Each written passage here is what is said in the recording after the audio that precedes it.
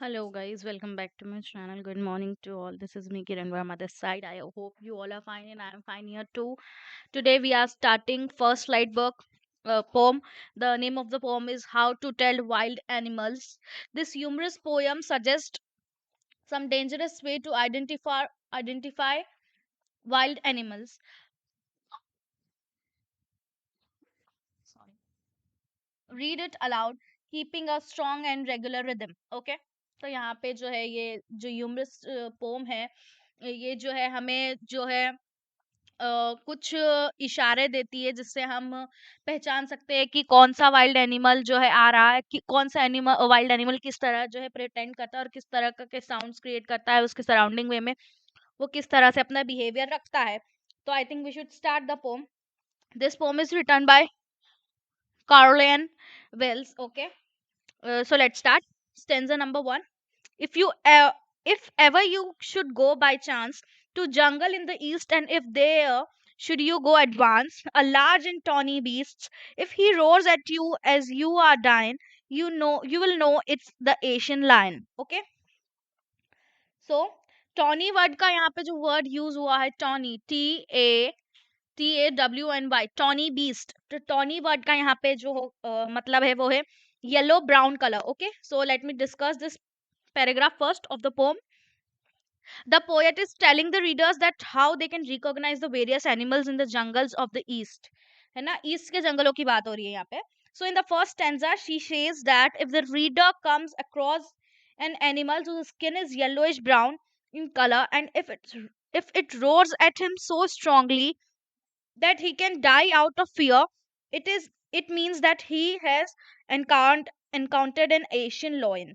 ठीक है तो इसका मतलब मैं हिंदी में भी समझा देती हूँ कि यहाँ पे पोएट बोल रहे हैं कि अगर तुम किसी भी ब्राउन येलोइश स्किन टाइप के किसी भी एनिमल को देखते हो और वो तुम्हारी तरफ जो है घुर्राता है दहाड़ता है स्ट्रांगली और इतना तेज दहाड़ता है कि तुम डर के मारे मर ही जाओगे तुम्हारी जान निकल जाएगी डर के तो तुम्हें समझ जाना चाहिए कि ये जो है एक एशियन लॉयन है ठीक है अब इस पैराग्राफ में जो है लिटरेरी डिवाइस जो यूज हुए हैं वो है राइम यहाँ पे राइम स्कीम यूज हुई है that is A B C okay chance advance east beast ठीक है डाइन लॉयन यहाँ पे एंजैबमेंट भी यूज हुआ है ठीक है जैसे ये टॉनी बीस्ट वाली जो लाइन है ये वाली and and if there should and if there should to you advance a large and a tawny beast मैंने बताया एंजैबमेंट क्या होता है जब एक ही सेंटेंस जो है दो लाइन में कंटिन्यू होते हैं विदाउट एनी पंक्चुएशन तो उसको एंजैबमेंट बोलते हैं यहाँ पर जो है and if there should to you advance a large and a tawny beast तो ये क्या है एक एम्बैजमेंट हो गया यहाँ पे उसके बाद इन्वर्जन यूज हुआ है यहाँ पे change in the format of a sentence if there should ठीक है यहाँ पे इन्वर्जन यूज हुआ है इन्वर्जन कौन से सेंटेंस में यूज हुआ है and if there should to you advance ये वाला जो है ये इन्वर्जन यूज होता है यहाँ पे जब एकदम से हम सेंटेंस में चेंज लाते हैं तो वो होता है इन्वर्जन उसके बाद एजोनेंस यहाँ पे यूज हुआ है एल्यूजन यूज हुआ है एल्यूजन कोई फेमस थिंग या फेमस प्लेस या फेमस स्पीशीज ऑफ एनिमल को जब आप रिफर करते हैं तो वो होता है एल्यूजन और यहाँ पर हमने एक फेमस स्पीशी को जो है रिफर करा है वो है एशियन लॉयन तो ये लास्ट वाली लाइन में यहाँ पर जो है सॉरी एल्यूजन भी यूज हुआ है okay now let's go to the second para or if sometime when roaming around a noble wild beast greets you with black strips on a yellow ground just notice if he eats you. This simple rule may help you learn the Bengal tiger to discern. Okay?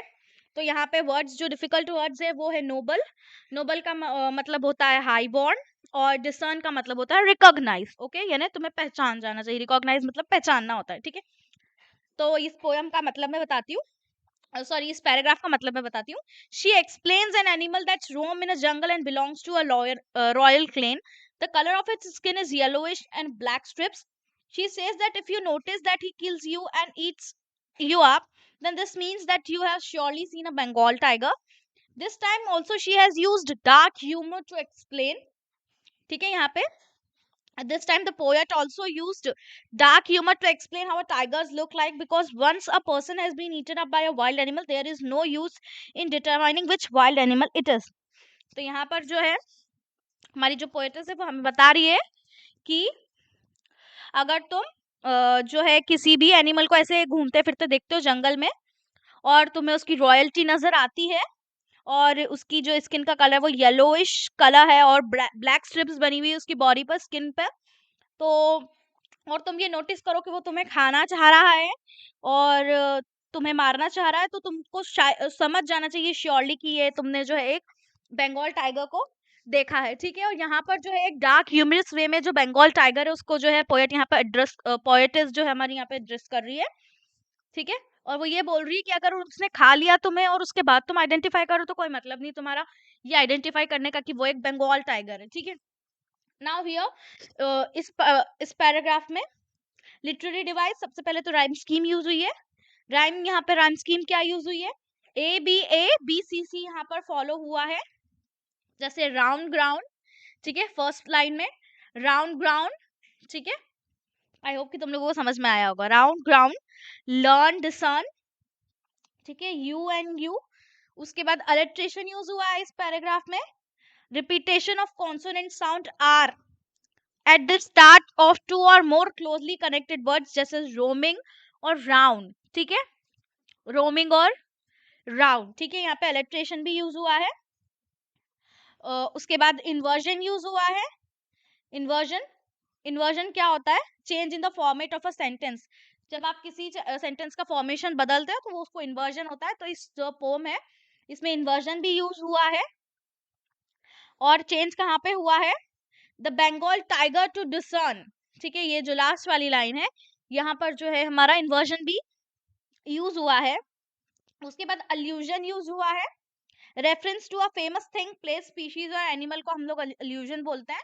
यहाँ पर जो है एक हमने animal की जो है species को जो है रेफरेंस किया है यहाँ पर, और एनिमल की स्पीशी का नाम क्या है यहाँ पर, बंगाल टाइगर को हमने स्पेसिफाई किया है यहाँ पर, इसलिए यहाँ पर अल्यूजन यूज हुआ है। और एजोनेंस यूज हुआ है। ठीक है, वॉवेल साउंड से, वॉवेल साउंड से जो है हमारा सेंटेंस स्टार्ट हुआ है। यहाँ पर तुम देख सकते हो, यहाँ पे वॉवेल, ये वाली जो फर्स्ट लाइन है हमारी सेकेंड पैरा की फर्स्ट लाइन, तो यहाँ पे जब वॉवेल से कोई सेंटेंस स्टार्ट हो रहा है तो वो वहां पे हमारा एजोनेंस यूज हुआ है। ठीक है। Now let's move to the third para of the pome.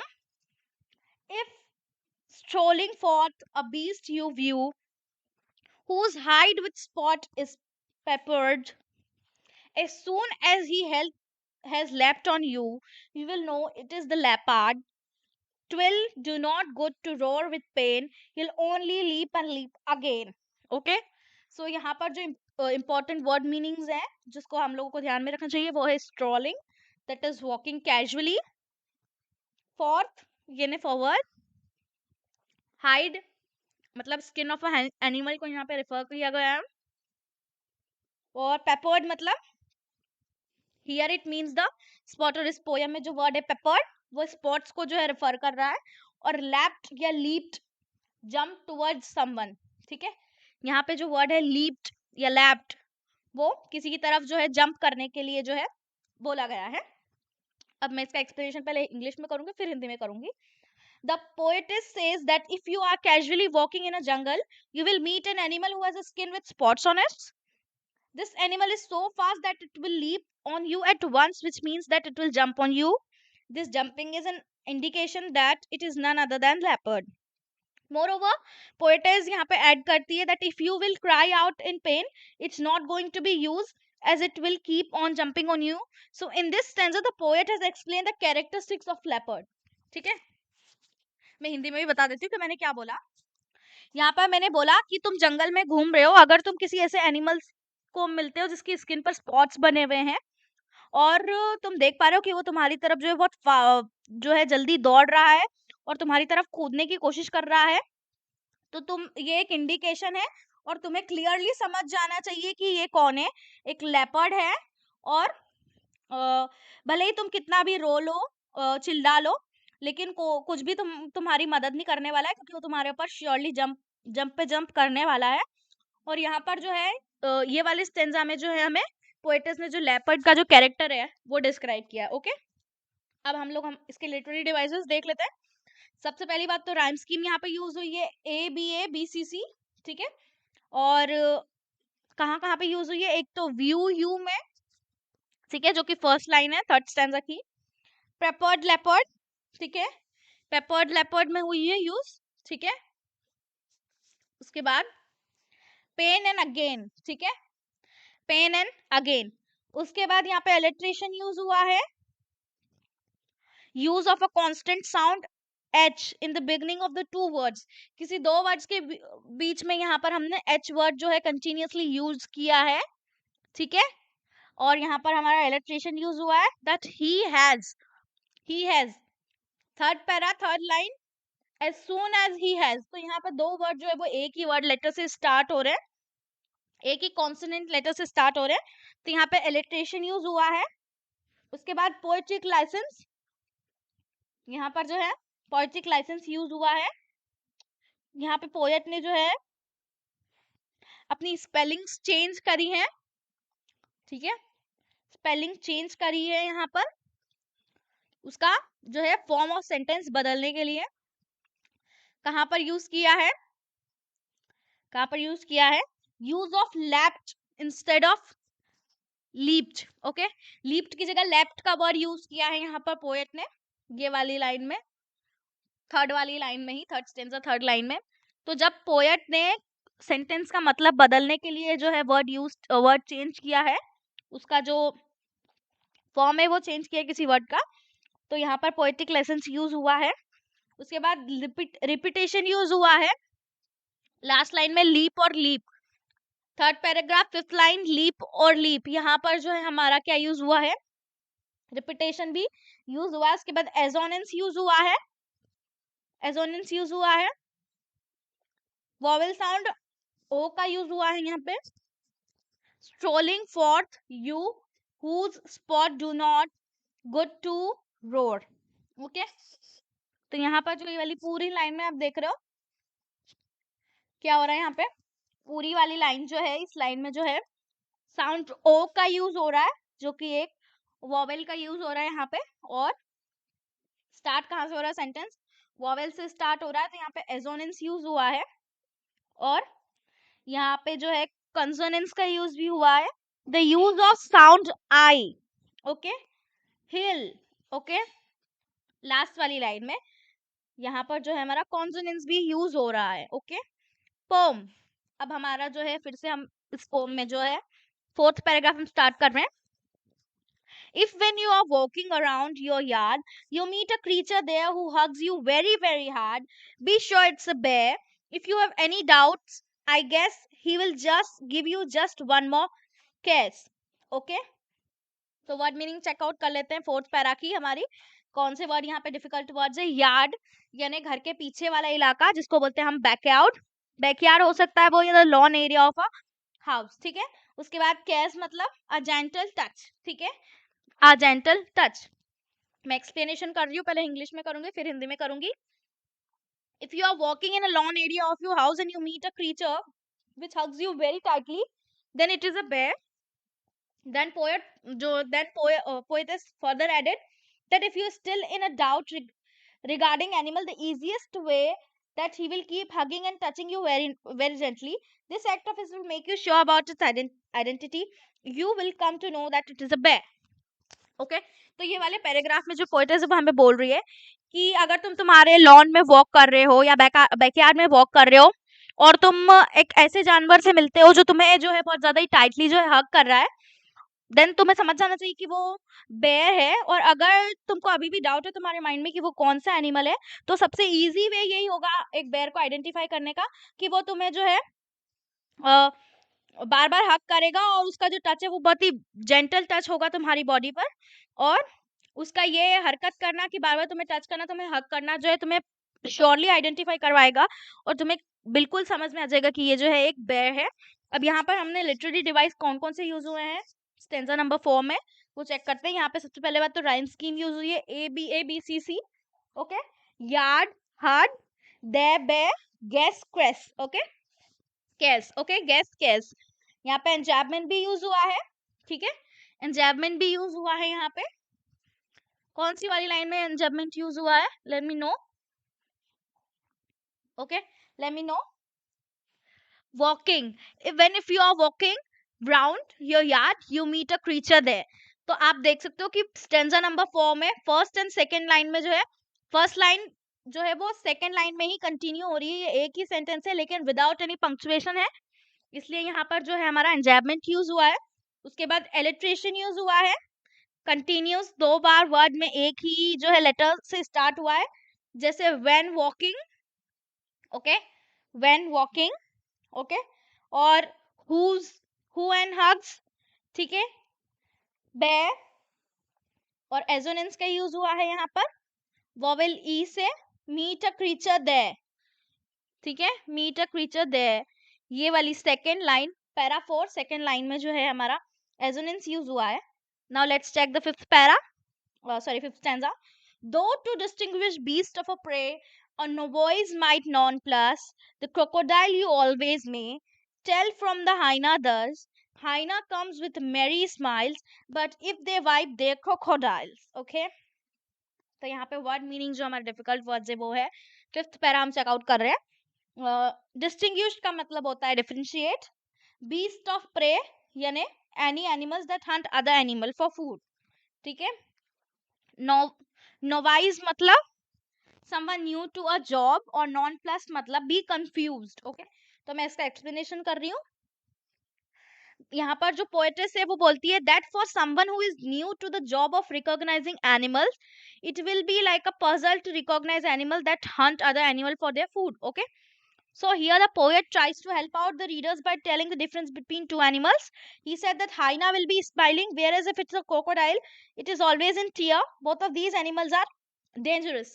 तो यहाँ पे जो poetess है वो हमें बता रही है, दो एनिमल के बीच का डिफरेंसेस बता रही है कि अगर क्रोकोडाइल होगा तो वो घड़ियाली आंसू बहाएगा डेफिनेटली, और जो हाइना है तो वो बार बार जो है स्माइल करेगी और अजीब सा साउंड अपने निकालेगी, और जो है वो थोड़ा सा कंफ्यूज रहेगा अपने फूड के लिए, और तुम्हारी तरफ जो है घड़ियाली आंसू एक कहावत क्यों बोली जाती है, क्योंकि जो है जो क्रोकोडाइल है उसके लिए ये कहावत यूज की जाती है कि वो घड़ियाली आंसू बहाता है। तो अगर आप घड़ियाली आंसू से बहाते हुए देखते हो तो समझ जाना कि वो एक क्रोकोडाइल है, या फिर एक स्माइलिंग साउंड तुम हियर करते हो तो समझ जाना कि वो एक हाइना है, और जब वो घड़ियाली आंसू बहा रहा है तो श्योरली वो क्या होगा, एक क्रोकोडाइल ही होगा, ठीक है। तो ये वाले पैराग्राफ में जो पोएट्स है उन्होंने दो एनिमल का कंपैरिजन हमें बताया है डिफरेंशिएशन कर करके, okay. The true chameleon is small, a lizard sort of thing. Oh, sorry, मैंने इसका लिटरली डिवाइस ही बताया, लिटरली डिवाइस है, ओके। सो मैं तुम्हें इस स्टेंजा नंबर 5 का जो है लिटरली डिवाइस डिस्कस करी थी। तो यहाँ पे first of all RAM scheme use हुआ है, A B C RAM scheme use हुआ है। प्रे में non plus 10 smiles and crocodiles, okay. तो यहाँ पर जो है रैम स्कीम भी यूज हुआ है। एलिट्रेशन यूज हुआ है नोवॉइस और नॉन प्लस वर्ड के बीच में, ठीक है। और यहाँ पर जो कॉन्सोनेंट साउंड जो है यूज हो रहा है नोवॉइस और नॉन प्लस के बीच में, और the sound of TH the और दस में, ठीक है, द और दस में जो साउंड का यूज हो रहा है वो जो है यहाँ पर जो है हमें फिफ्थ पैरा में हमें एलिट्रेशन का बताता है। यहाँ पे एंजैबमेंट यूज हुआ है दो the first line para fifth की फर्स्ट लाइन, दो to distinguish beast of prey a novice might non plus.